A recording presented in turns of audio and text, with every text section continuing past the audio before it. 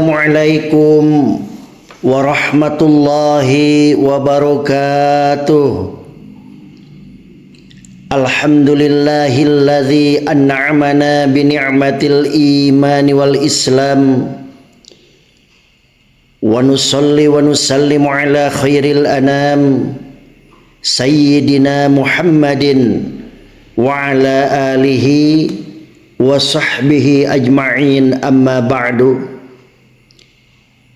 Bismillahirrahmanirrahim. Rabbi syrah li sadri wa yassir li amri wahlul 'uqdatam min lisani yafqahu qawli. Saudara-saudara kaum muslimin wal muslimat rahimakumullah, pertama-tama marilah kita panjatkan rasa syukur kita kepada Allah Subhanahu wa taala yang telah memberikan nikmat iman dan kesehatan sehingga kita semua dapat berkumpul, dapat mengikuti dan dapat melaksanakan pengajian sebagaimana yang dilaksanakan sekarang. Salawat dan salam marilah kita haturkan kepada baginda alam Nabi besar Muhammad sallallahu alaihi wasallam, kepada para sahabatnya, kepada para tabi'in, atba'at tabi'in, hatta kita sebagai umatnya semoga mendapatkan syafaatul udma fi yaumil qiyamah. Saudara-saudara kaum muslimin wal muslimat rahimakumullah, setiap manusia ingin hidup damai, tentram dan bahagia. Kehidupan yang damai akan muncul karena tidak ada pelanggaran terhadap aturan yang berlaku. Ketentraman akan hadir karena adanya semangat berkompetisi secara sportif dan kolaboratif. Kebahagiaan akan terwujud jika apa yang diinginkan sudah terpenuhi. Bangsa ini akan menjadi besar apabila masyarakatnya yang diyakini dan yang berlaku di masyarakat. Misalnya nilai spiritual, yakni dengan meyakini dan mentaati ajaran agama yang dianutnya. Selain itu, kita juga harus mentaati pemimpin. Semangat berkolaborasi dalam berkompetisi serta memiliki etos kerja dalam meraih cita-cita yang harus dijunjung tinggi. Kita tidak bisa melempar tanggung jawab kepada orang lain atau pihak lain. Kita sendiri yang harus melakukannya. Dengan bersama-sama kita junjung tinggi nilai ketaatan, kompetisi dalam kebaikan dan etos kerja. Bangsa ini akan menjadi bangsa yang cukup disegani dan dibanggakan. Saudara-saudara kaum muslimin wal muslimat rahimakumullah,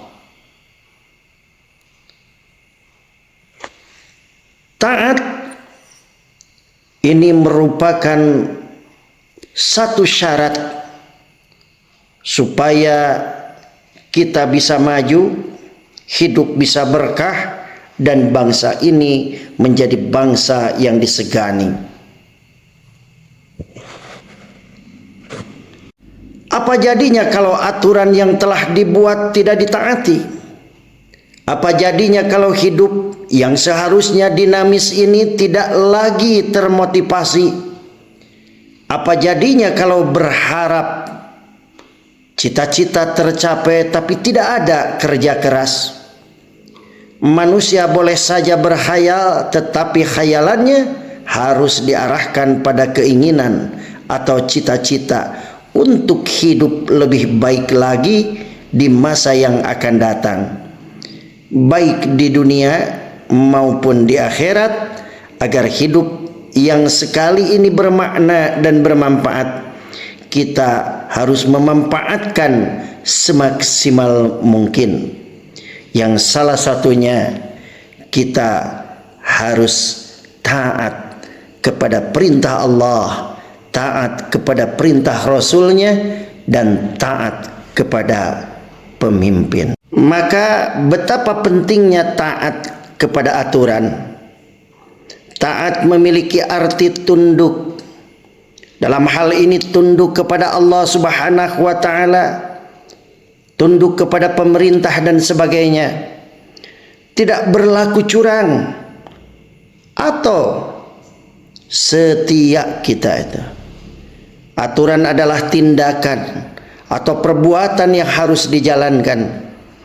Taat pada aturan yaitu sikap tunduk kepada tindakan atau perbuatan yang telah dibuat baik oleh Allah Subhanahu wa taala, nabi, pemimpin atau yang lainnya.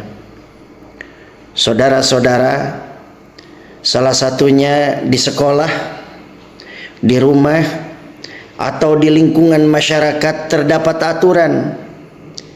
Di mana saja kita berada pasti ada aturannya.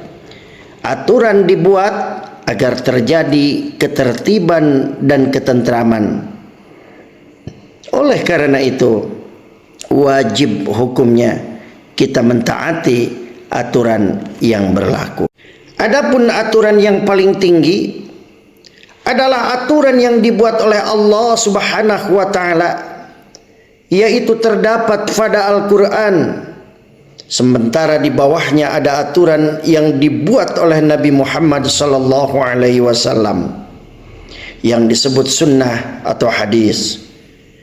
Di bawahnya lagi ada aturan yang dibuat oleh pemimpin, baik pemimpin pemerintah, negara, daerah, maupun pemimpin-pemimpin yang lain, termasuk pemimpin keluarga. Saudara-saudara, peranan pemimpin sangatlah penting. Sebuah institusi dari yang terkecil yaitu keluarga sampai yang terbesar adalah negara, tidak akan tercapai kestabilan tanpa adanya seorang pemimpin. Tanpa adanya seorang pemimpin dalam sebuah negara, tentulah negara tersebut akan menjadi lemah dan mudah terombang-ambing oleh kekuatan luar. Oleh karena itu, Islam memerintahkan umatnya untuk taat kepada pemimpin. Dengan taat ataupun ketaatan rakyat kepada pemimpin yang digarisbawahi atau harus digarisbawahi, yaitu pemimpin yang tidak bermaksiat, maka akan terciptalah keamanan dan ketertiban serta kemakmuran. Allah Subhanahu wa taala berfirman, Bismillahirrahmanirrahim. Ya ayyuhalladzina amanu ati'ullaha wa ati'ur rasula wa ulil amri minkum fa in tanaza'tum fi syai'in farudduhu ilallahi war rasul in kuntum tu'minuna billahi wal yaumil akhir dzalika khairu wa ahsanu ta'wila. Artinya, wahai orang-orang yang beriman, taatilah Allah dan taatilah Rasul dan ulil amri atau pemegang kekuasaan di antara kamu. Kemudian, jika kamu berbeda pendapat tentang sesuatu, maka kembalikanlah kepada Allah, yaitu Al-Quran dan Rasul atau sunnahnya.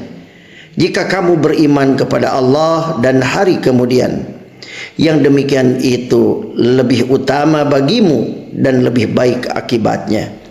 Al-Quran surat An-Nisa ayat 59. Saudara-saudara, menurut Ibnu Abbas, asbabun nuzul atau sebab-sebab turunnya ayat An-Nisa ayat 59 ini adalah berkenaan dengan Abdullah bin Huzaifah bin Qais As-Samhi ketika Rasulullah sallallahu alaihi wasallam mengangkatnya menjadi pemimpin dalam sariyah atau perang yang tidak diikuti oleh Rasulullah sallallahu alaihi wasallam.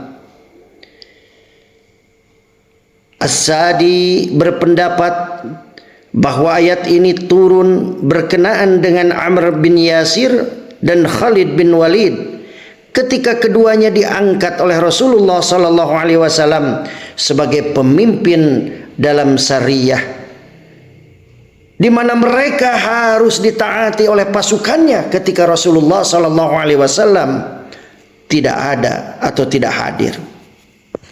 Al-Quran surat An-Nisa ayat 59 yang tadi memerintahkan kepada kita untuk mentaati perintah Allah Subhanahu wa taala, untuk mentaati perintah Rasulullah sallallahu alaihi wasallam, dan untuk mentaati ulil amri. Apapun pendapat kita tentang ulil amri, maka kita tetap perlu memperhatikan bahwa perintah taat kepada ulil amri tidak dapat disamakan dengan taat kepada Allah dan Rasulnya. Sebagaimana yang disebutkan Bapak Kiai Haji Quraisy Shihab, mufassir Indonesia, memberi ulasan bahwasannya tidak disebutkannya kata taat pada ulil amri untuk memberi isyarat bahwa ketaatan kepada mereka tidak berdiri sendiri, tetapi berkaitan atau bersyarat dengan ketaatan kepada Allah Subhanahu wa taala dan Rasulnya. Artinya, apabila perintah itu bertentangan dengan nilai-nilai ajaran Allah Subhanahu wa taala dan Rasulnya, maka kita sebagai umat Islam tidak dibenarkan untuk taat kepada mereka, walaupun mereka adalah ulil amri atau pemimpin. Rasulullah sallallahu alaihi wasallam menegaskan dalam sebuah hadisnya, an Abi Abdurrahman ibni an Ali anna Rasulullah sallallahu alaihi wasallam la ta'ata fi ma'siyatillahi innamat ta'atu fil ma'ruf, rawahu Muslim. Dari Abi Abdurrahman, dari Ali, sesungguhnya Rasulullah sallallahu alaihi wasallam bersabda, tidak boleh taat terhadap perintah bermaksiat kepada Allah, sesungguhnya ketaatan itu hanya dalam hal yang ma'ruf. Hadis riwayat Muslim. Umat Islam dari sini hanya wajib mentaati perintah Allah Subhanahu wa taala dan Rasulnya. Umat Islam juga diperintahkan pula untuk mengikuti atau mentaati pemimpinnya, akan tetapi yang taat kepada Allah dan Rasulnya. Apabila pemimpinnya memerintahkan kepada hal-hal yang tidak baik, maka perintah dari pemimpin tersebut wajib hukumnya untuk ditolak.